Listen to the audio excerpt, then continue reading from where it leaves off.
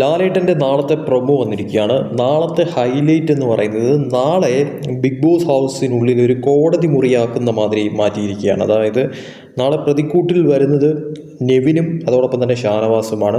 അതിൽ വാദിക്കാനായി എത്തുന്നത് ഈ പറയുന്ന തരത്തിൽ ലക്ഷ്മിയാണ് കോട്ടൊക്കെ ഇട്ടുകൊണ്ട് വരുന്നതെന്ന് പറയുന്നത്. സോ അവിടെ പ്രതിക്കൂട്ടിൽ നിൽക്കുന്ന നെവിനോട് കുറേയധികം ചോദ്യങ്ങൾ ലക്ഷ്മി ചോദിക്കുന്നുണ്ട്.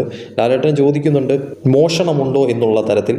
അപ്പോൾ നെവിൻ ഓരോ കാര്യങ്ങൾ തിരിച്ച് പറയുന്നുണ്ട്. അതോടൊപ്പം തന്നെ നെവിൻ കഴിഞ്ഞിട്ട് പിന്നെ ഷാനവാസ് വരുന്നുണ്ട്. ഷാനവാസ് പ്രതിക്കൂട്ടിൽ കയറി നിൽക്കുന്നുണ്ട്.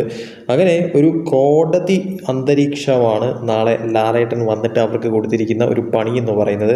അതിൽ തന്നെ പ്രതിക്കൂട്ടിൽ നിൽക്കുന്നവരെ ചോദ്യം ചെയ്യുന്ന തരത്തിൽ ലക്ഷ്മി മാറുന്നു.